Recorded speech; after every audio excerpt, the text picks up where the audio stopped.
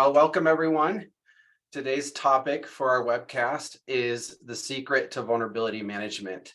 And don't worry, I'm not going to make you wait until the end of the presentation to find out what that secret is. I'm going to reveal that pretty early, and then we'll discuss some of the things that are important to vulnerability management, but not necessarily the secret to vulnerability management.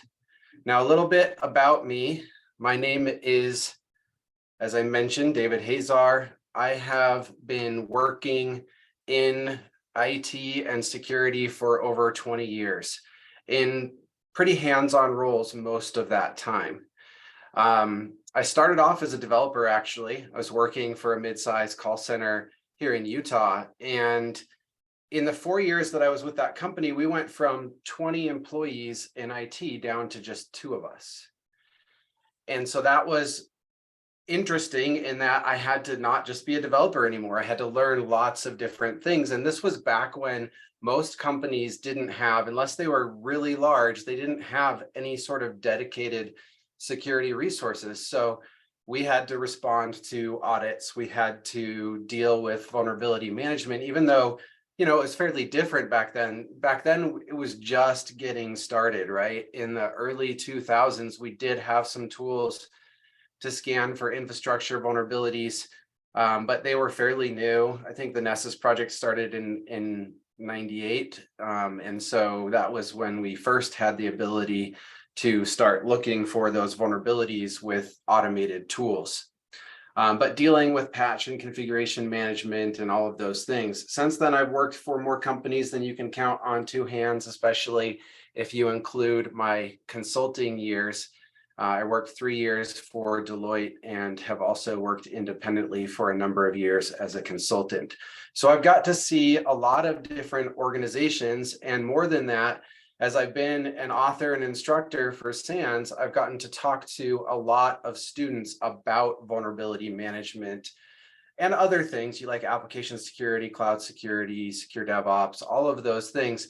But one of my primary focuses has been vulnerability management. And because I've had that opportunity to see this in a lot of different places and to talk to a lot of different students, I've seen some common patterns or themes around what it takes to succeed in vulnerability management. And that's why I wanted to share with you today the secret to vulnerability management. So I am a co-author and instructor for Management 516.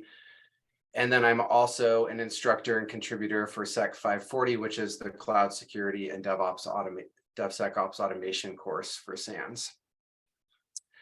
So what is the secret to vulnerability management?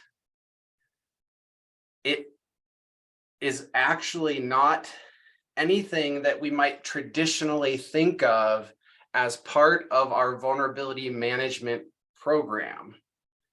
It is better technology management. And then I added in there that security incidents don't hurt. So let me explain this, and then we'll talk about some of the things that are traditionally included in our vulnerability management program or important to our vulnerability management program, and why they're important but not the secret. So let me first explain the security incidents don't hurt, right? We are trying to influence the organization to do better at managing their technology, right? That's how we get rid of vulnerabilities, is through better technology management, by making sure that things are patched and configured appropriately, making sure that our applications are free from vulnerabilities, that we're not writing insecure code. And all of the things that we do in security help to influence that, to convince those organizations that there is that need for change. That's why we focus a lot on what are the metrics and what are the things that are going to influence the change that we need to see. That's why metrics are so important. And we talk about in 516 about not only are metrics important, but the ones that are important may change over time, because as we get really good in one area, we may need to shift the organization's focus. And so we may highlight other metrics and other things helping to influence the organization to focus more in those areas. And that's why security incidents don't hurt. When I've talked to students and others and other companies that have really made significant changes in the way they manage their technology and the way they do things to make vulnerability management better or easier, a lot of the times, I would say over 70% of the time, they've had some sort of security incident that helped get both the top down and the bottom up buy-in, right? Because those are the two routes we have. We can try and get senior management to buy in and then force that down on everybody else. Or we can try and work with the boots on the ground, the operations teams, to really buy in and support us and help us with all the other things that they have to do. But when you have those security incidents, if we're able to leverage those appropriately, right? We don't want to over leverage those, but if we can leverage those, it can lead to both support from the top down and the bottom up, right? Because everybody knows how much the company suffered due to that specific event, right? Everybody's talking about it, everybody's thinking about it, it's on people's minds. But we'll talk about other ways, right, that we can make this transition, because it's not always that, right? We don't have to wait for that security incident. In fact, like, we shouldn't, right? Part of the reason we have security incidents is because we are not doing a good job with vulnerability management. So let's talk about some of the other things, right? So what do others believe the secret is? Well, if we could just find all of our assets, if we knew all of the things that we had, because, I think one of the reasons why, this is, some people say this, right? One of the reasons why we may not totally understand our risk and get all people to buy in is because we just don't know everything that we have. There's all this risk that's like hidden in the organization. If we could just find all of the vulnerabilities, right? So again, we had that holistic risk. If we could prioritize effectively so that we could knock off at least those most critical vulnerabilities, consolidating vulnerability data, acquiring or replacing technology to help us better identify or remediate vulnerabilities. Maybe we just can't do it with the resources that we have. And so we need to outsource the patch and configuration management, or the different things that we need to do to fix our applications or fix our infrastructure to make it less vulnerable. And so let's rely on third parties, because our current resources, they're already tapped out. They already have their work to do. This is extra work or different work. And so let's try leveraging those third parties. Or, there's the hey, let's shift everything to the cloud, or let's change the way we do things, and that will make things better. And I believe that there's some truth there, right? We can leverage any sort of digital transformation in the organization to make things better, to do better with technology management, but it's not a passive thing. It's not something that just happens. It's something that we have to consciously focus on and get engaged with those teams in order to make that happen.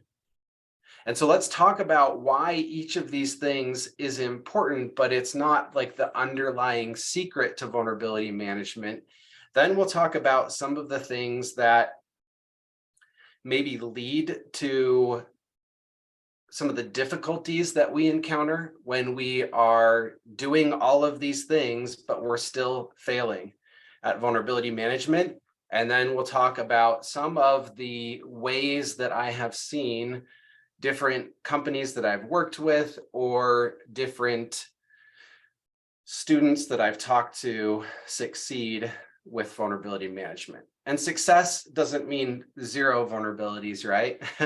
Because we will never get there no matter how hard we try. But it does mean significantly reducing the backlog of vulnerabilities, understanding the reasons why we may still have a few out there, and then having a process for measuring and tracking that risk over time at an acceptable level for the organization. And that acceptable level may be different for different organizations or even different environments in the same organization.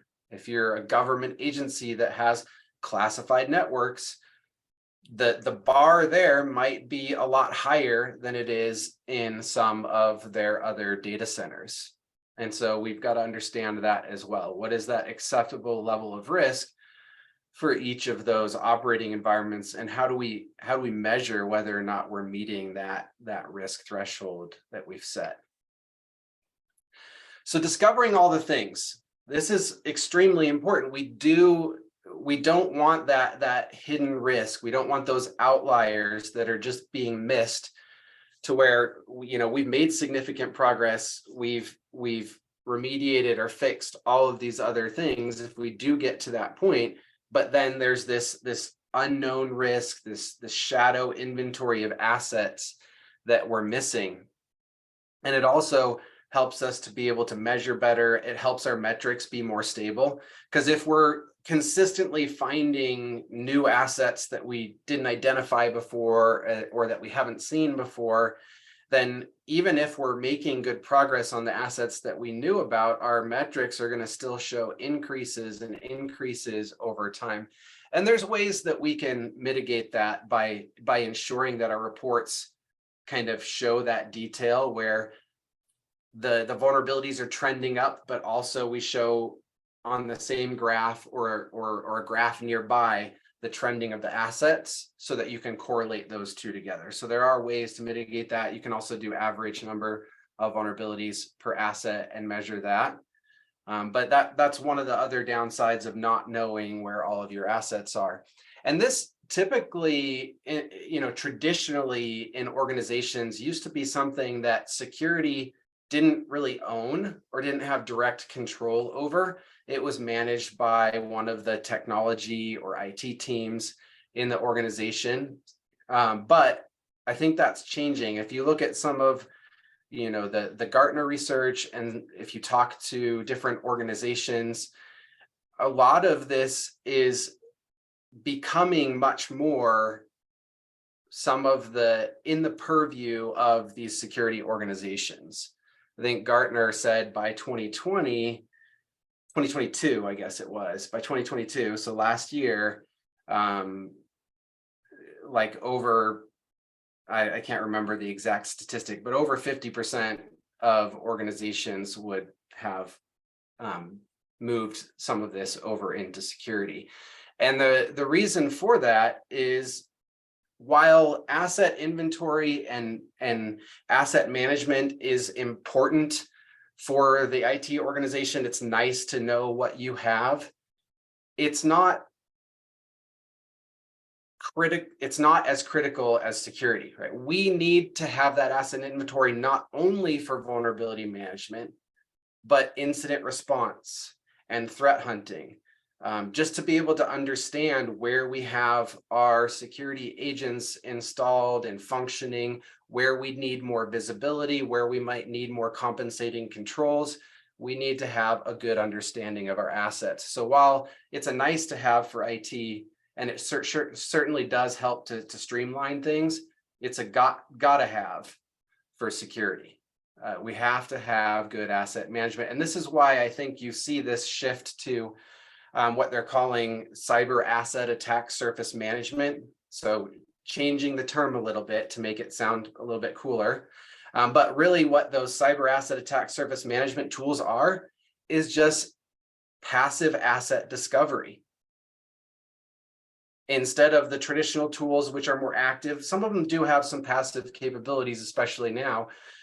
But these newer technologies that you're seeing on the market, they understand that you already have the cloud APIs. You already have virtualization and VMware APIs. You have Active Directory. You have lots of different things, like all of your security tools and agents that are collecting details about what exists in the organization. So why not just pull all that information in and do some analysis to determine, okay, we're seeing this in our vulnerability management scanning, but we're not seeing it in our EDR technology.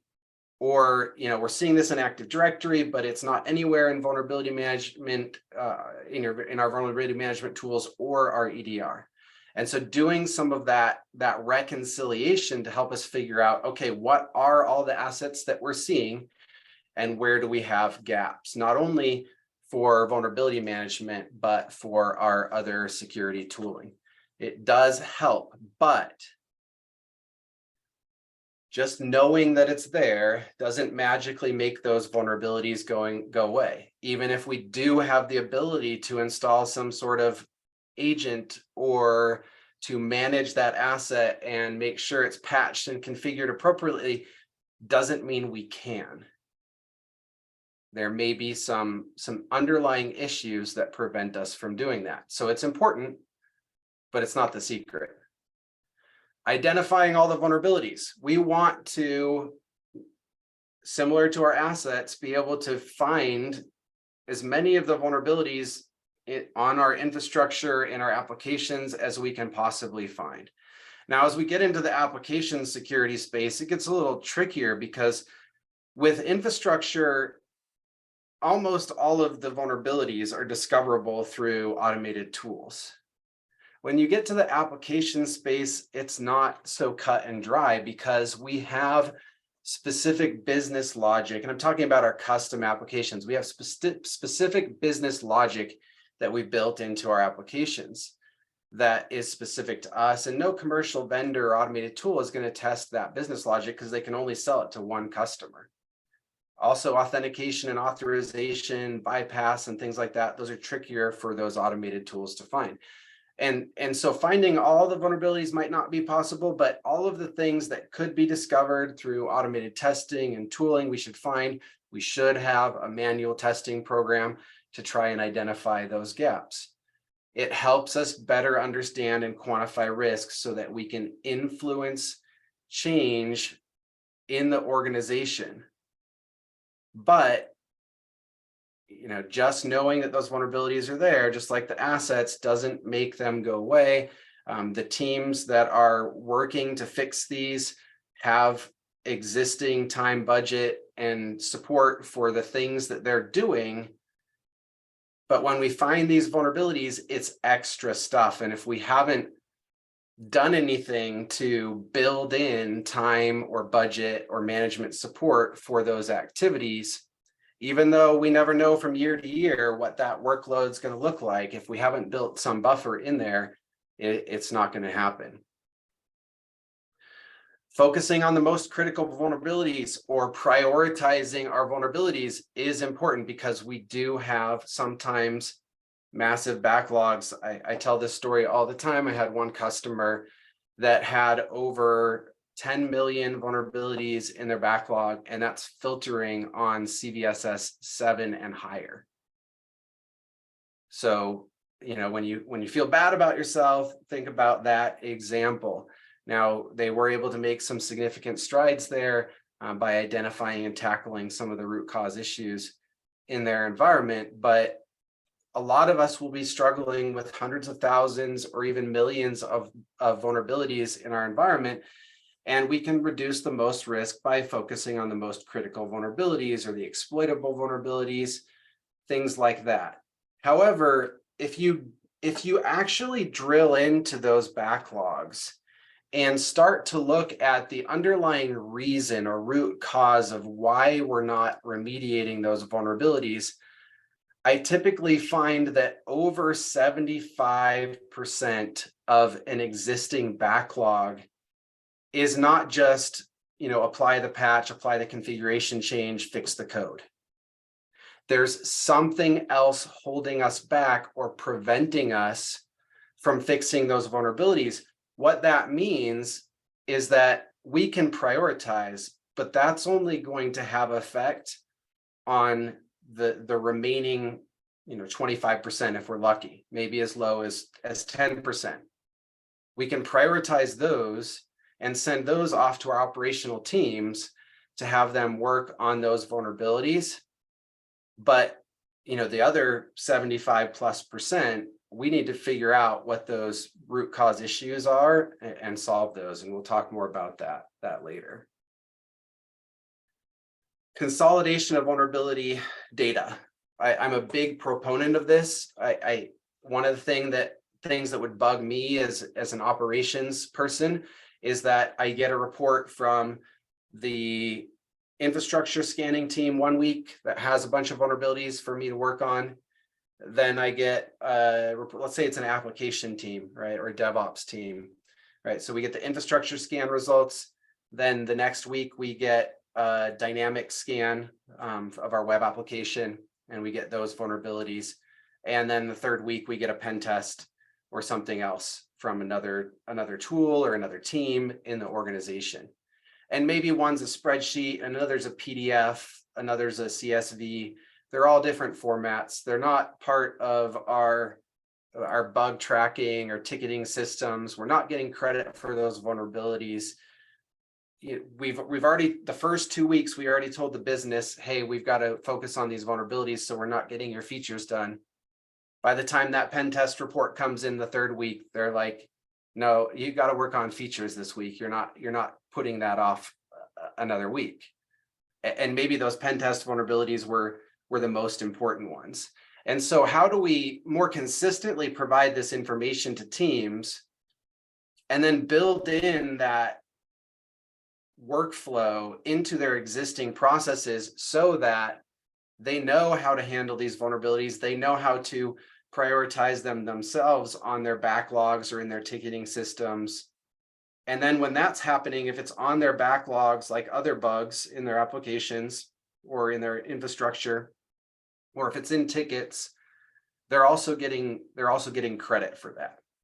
So it is important, but just like I mentioned with some of the other ones, it doesn't fundamentally change the fact that there may be some impediments to making certain changes in our environment that prevent us from driving that backlog of vulnerabilities down to zero, or even working on it at all right now, unless there is some more significant change in the organization.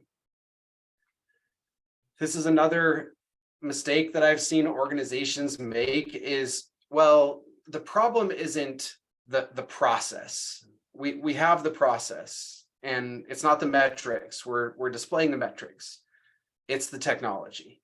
We need more automation. We need better tools to find more vulnerabilities or different tools to patch and configure things a different way.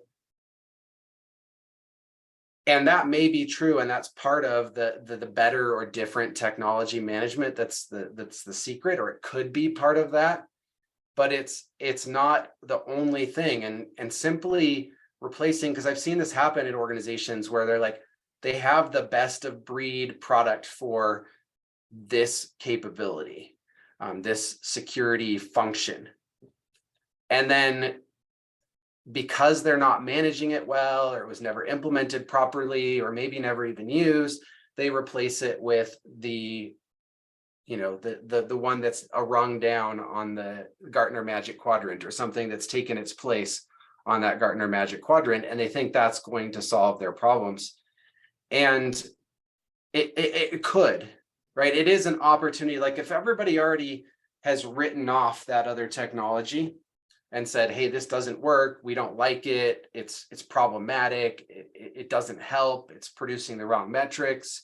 If they've already written that technology off, well, bringing in a new technology is an opportunity to do things differently, to kind of reset and say, okay, that wasn't working. Why wasn't it working?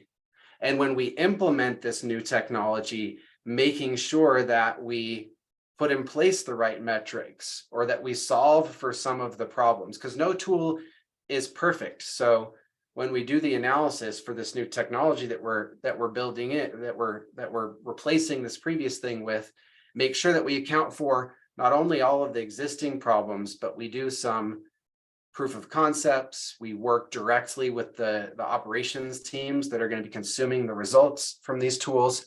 We figure out what problems there might be in this new technology and find some way to account for those as well, right? Because there's always some sort of workaround that we can do, configuration that we can change, additional automation that we can add, outside of the technology to maybe clean things up and make things better, so that we do get that buy-in and that the tool is useful and it is providing the right information to the teams that are trying to help us, because they're trying to do the right thing and they know security is important. That's a battle that we had to fight maybe 10 or 15 years ago, is, hey, we really could have a breach, right? Something bad could happen. I don't think we have to fight that battle as much anymore, because people are seeing it all over the place. They read about it. They know that it could happen to us, even if it hasn't, could happen to us at any point in time.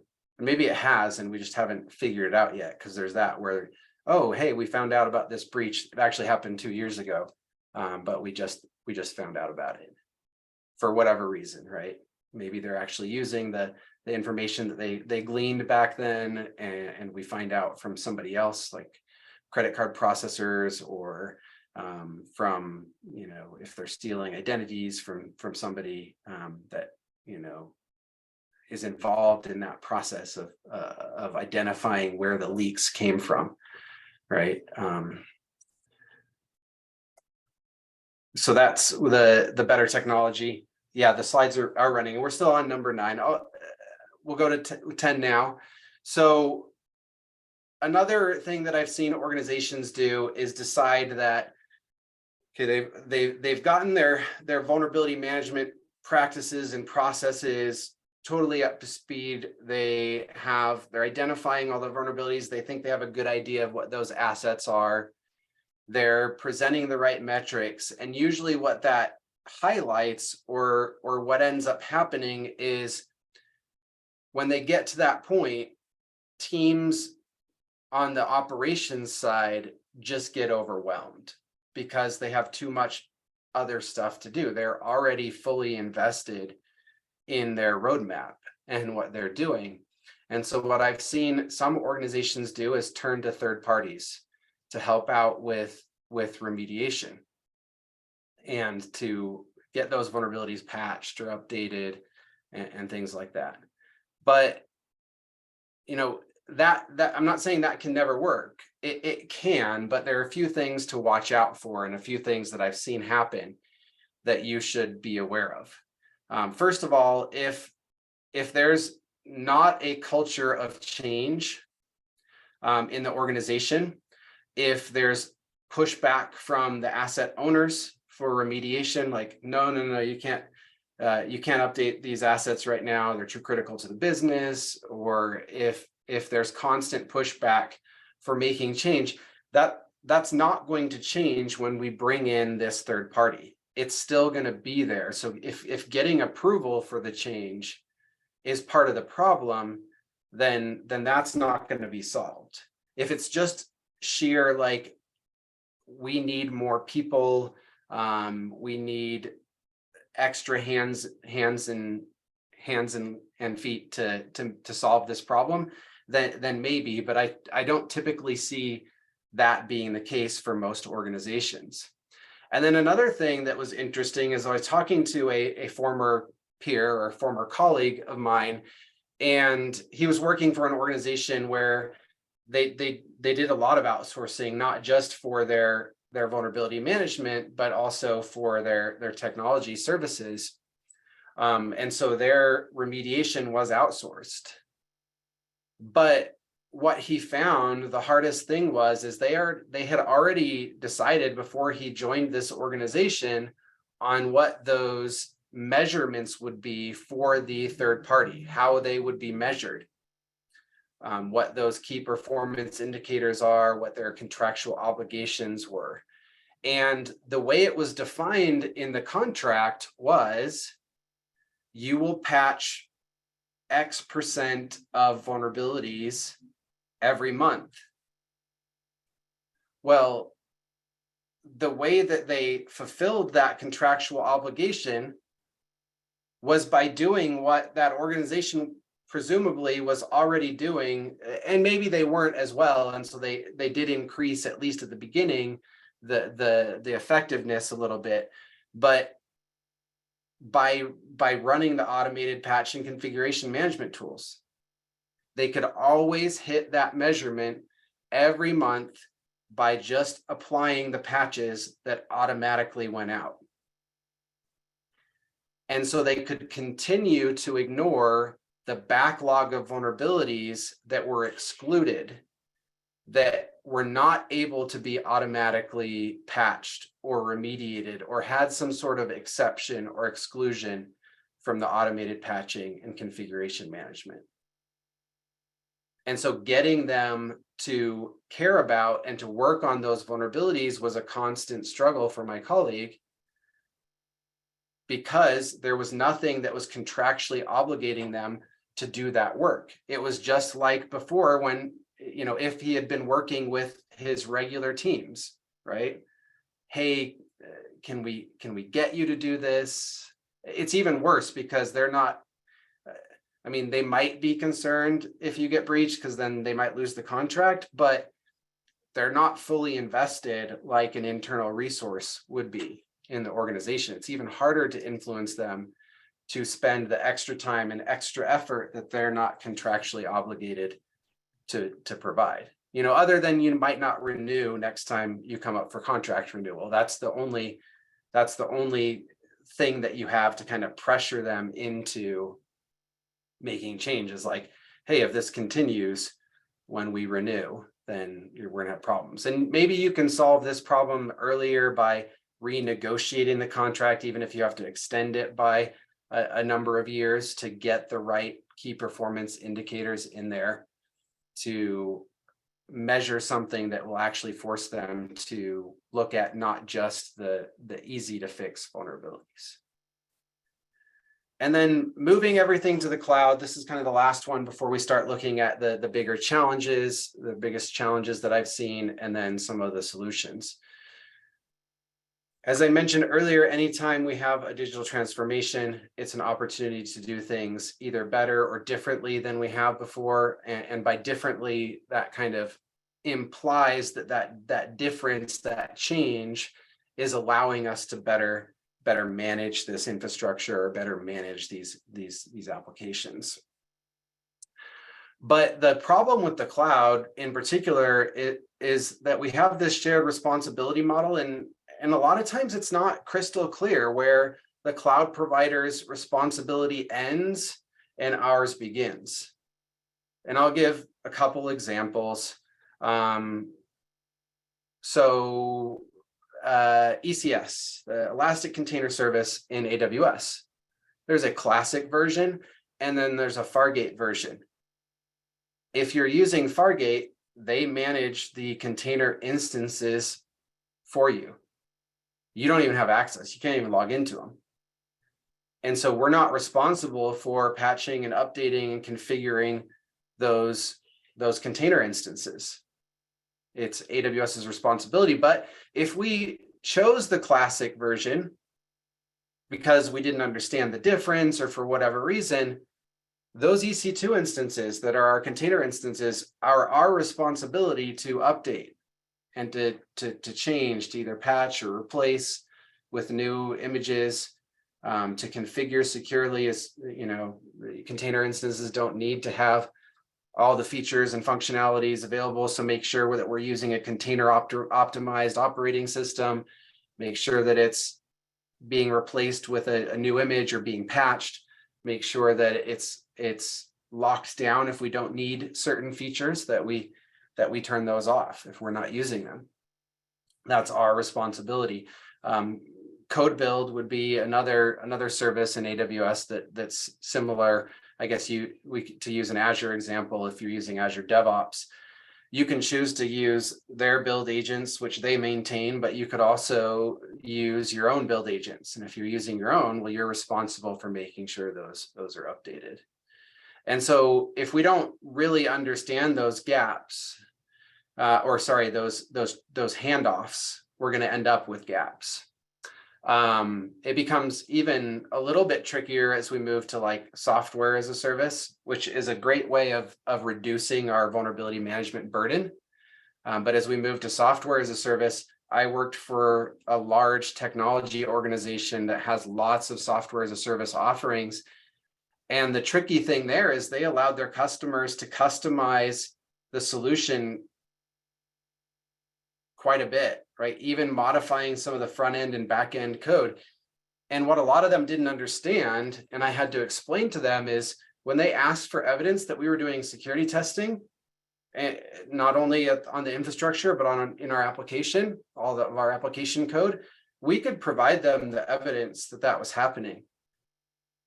But it was for our core code, for our core application without any customization. Even if they paid our professional services to make changes to the application, those customizations were not part of our testing. So, you need to do that. Either you need a contract with our professional services to do that testing ongoing, or you need to have a testing program for testing those customizations that you've made. Even if it's like we allowed them to do like actual front end and back end code, like get into the code and make modifications. But even if it's just a low code capability, like a workflow that you've built out in, just as an example, let's say ServiceNow, there could be some business logic flaws or some vulnerabilities in that workflow that could be exploited. And ServiceNow is not going to identify those, right? We've got to be testing those as well. And that's why there is this, even though moving to the cloud, leveraging platform as a service, software as a service, functions as a service, or serverless, we'll talk about that as one of the potential solutions. We need to have a good understanding of that shared responsibility model. And then the other thing that happens as we move to the cloud is let's say that we determined that if we move data center A into the cloud, and we have 100 virtual machines now, maybe 50 database clusters, and we move those 100 virtual machines and 50 database clusters to the cloud, we're going to save some money. And so let's move those over into the cloud, and we'll make some other changes to make things a little bit better, but it's going to, by and large, be this lift and shift where we move everything over into the cloud. That might hold true, or that, the number of systems that we're assessing and patching and configuring may stay the same for a month or two. But then what's going to happen is people are going to realize with the click of a few buttons, we can have high availability. And maybe we never had that before. It seems like something that would be great to have. We're saving some money, so maybe we can invest that back in some high availability. Now we have more things to assess, more things to patch, right? Or, we have now access to data centers around the world. Let's globally distribute this application. Now we grow that even more. And so you see this big increase in the number of systems that we have to manage. And so if we haven't already built in some changes to the way we manage our technology to make that easier and to make vulnerability management less of a burden, we're going to end up, doubling or tripling the amount of work that we have to do in our vulnerability management program. All right. So, and I know there's been some questions. I definitely address those when I get done talking here. So some of the biggest challenges that I've seen as I've worked with different companies and talked to different students is legacy systems, right? We have these systems that maybe we don't even really understand anymore. It was written 10 years ago by contractors or maybe employees. But then for whatever reason, we had some budget cuts and there were some changes, and we still needed to use the application, but it was in a pretty good state. And so we had that development team go work on other things. or we're no longer contracted with the company that was building and maintaining that software. And then things change enough, the technology gets old enough that now when we need to make a change, either because we didn't know about it before and we weren't assessing it, or maybe we knew about it all the time, but we just didn't spend a lot of time and effort on it. Now we know that those vulnerabilities are outstanding, they're critical, that we want to fix them, but maybe we can't without significant effort and without some sort of team to help us out.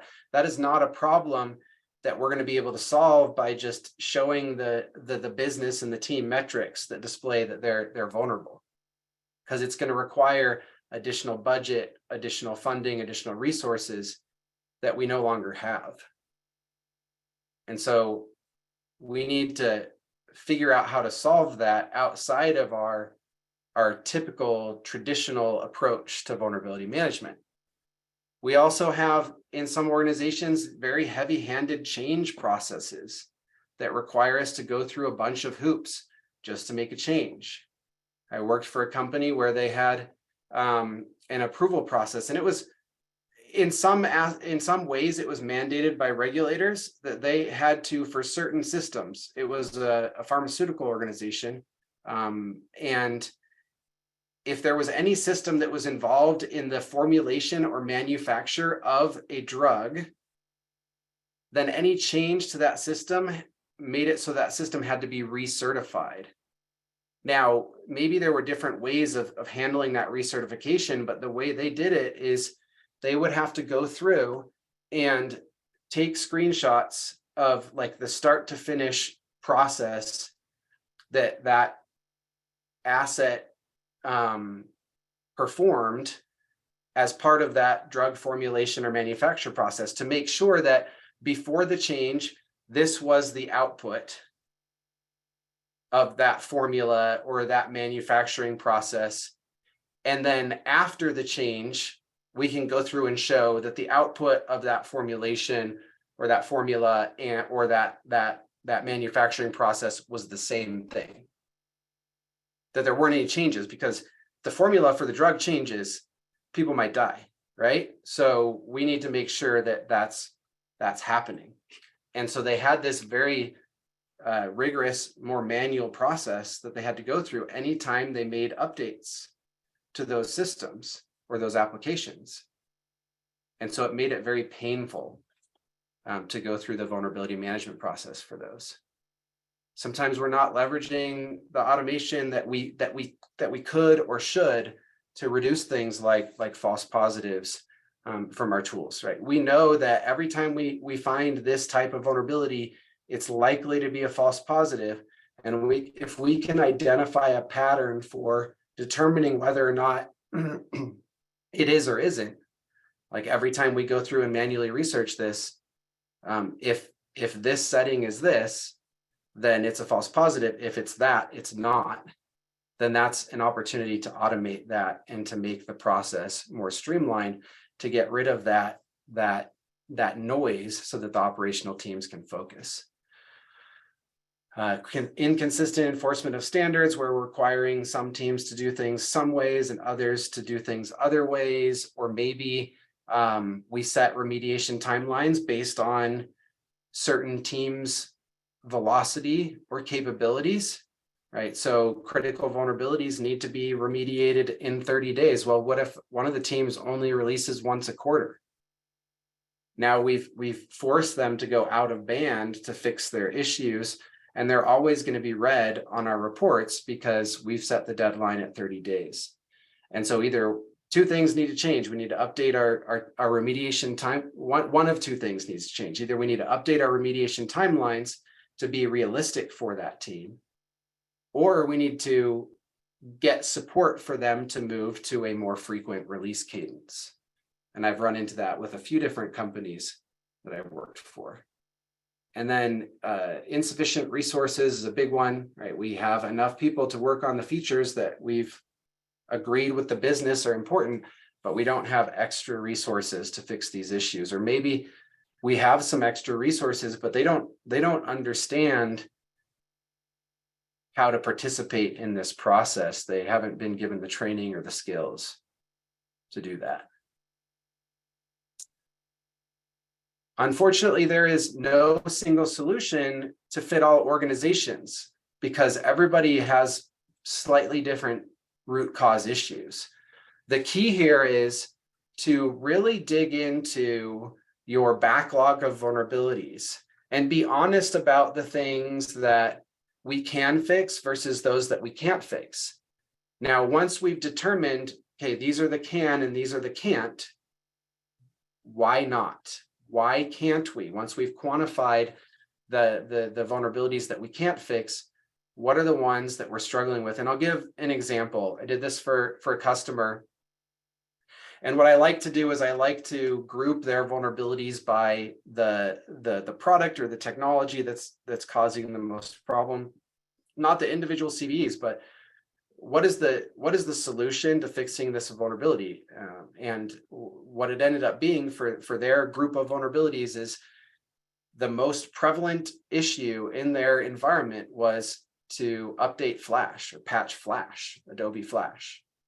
That was their number one bucket of vulnerabilities they couldn't fix, or weren't fixing, I guess I should say. We didn't know that they couldn't yet.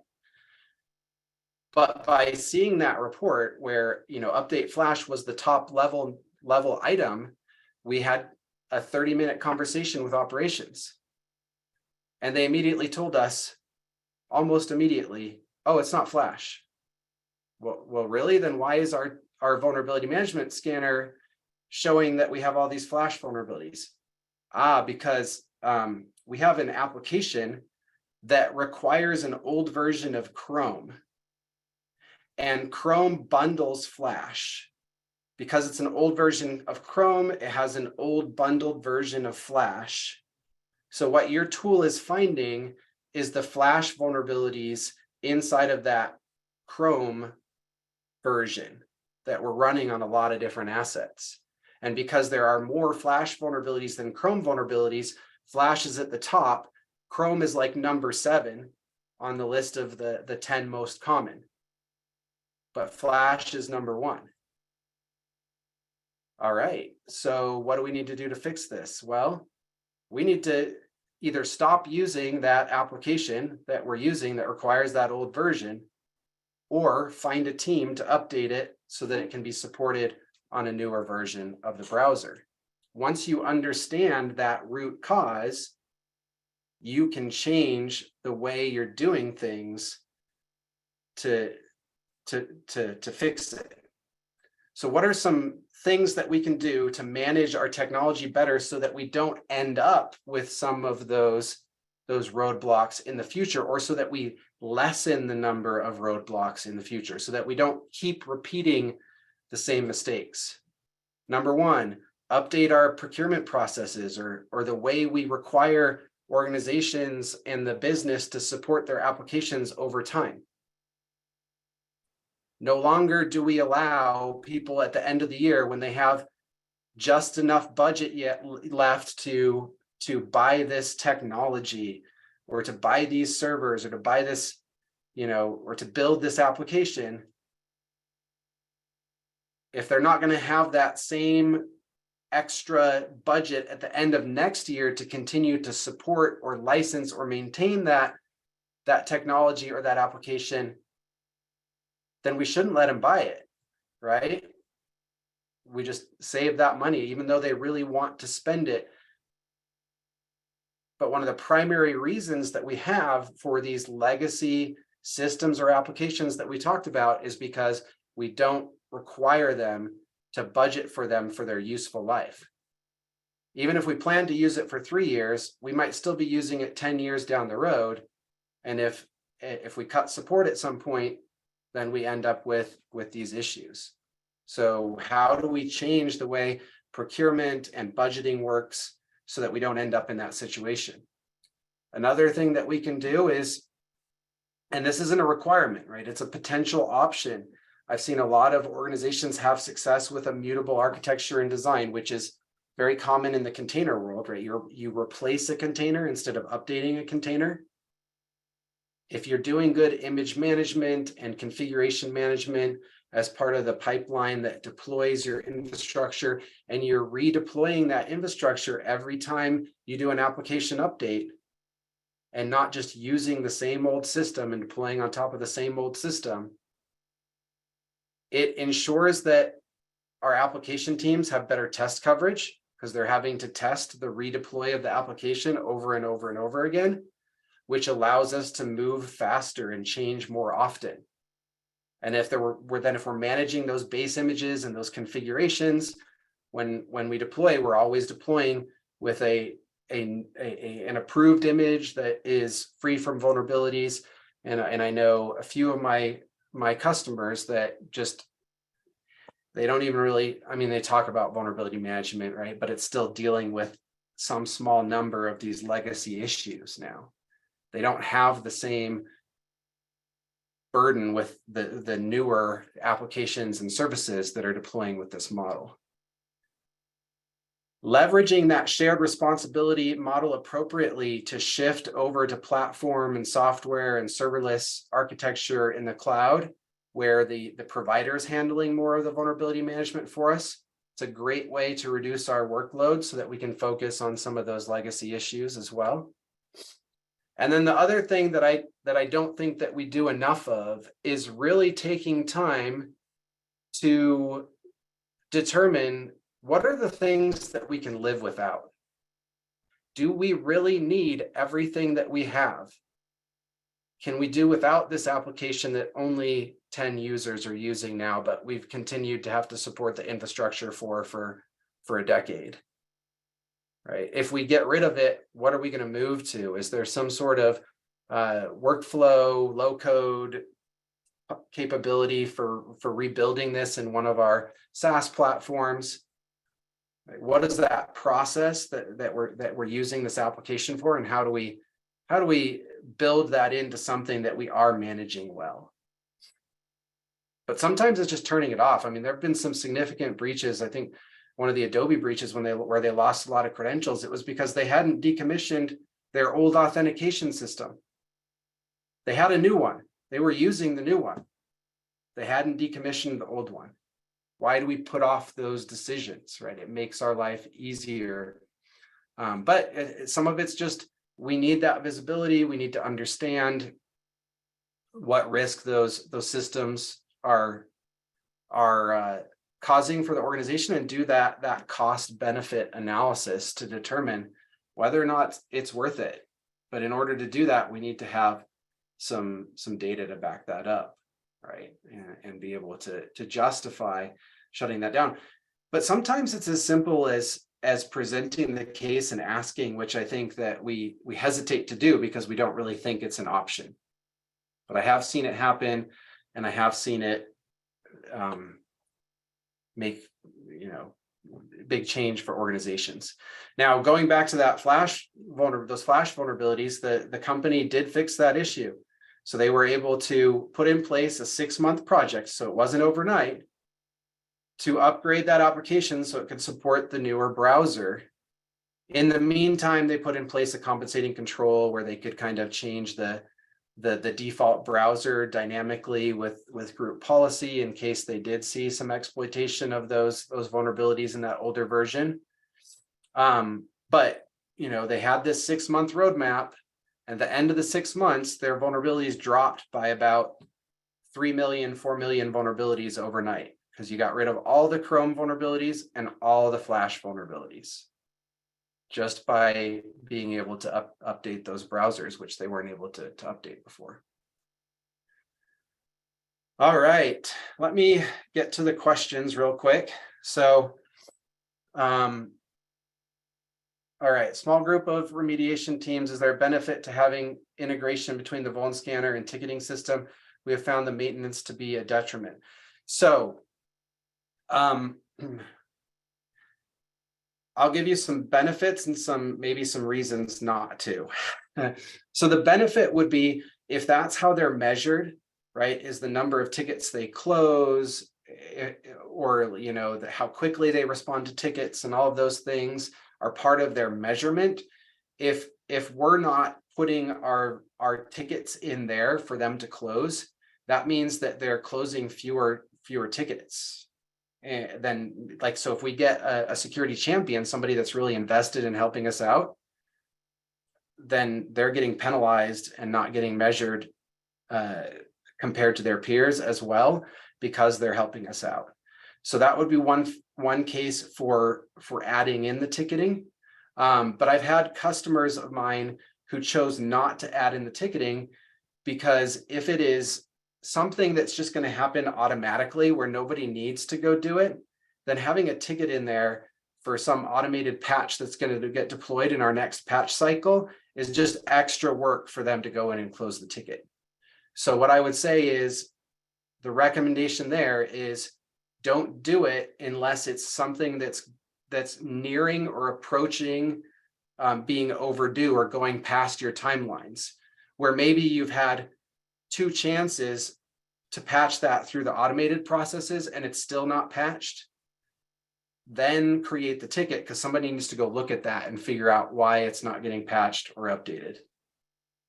Now, for the application stuff, get those bugs on their backlog, because they get measured with story points and velocity, and you want to make sure that they get credit for it. And then you just have to determine what is you don't want to do like a separate ticket for every single application finding. So how best do you group those vulnerabilities to create tickets? And then the next question, vulnerability aggregation software. There are a lot of companies out there that are helping with this problem with vulnerability aggregation.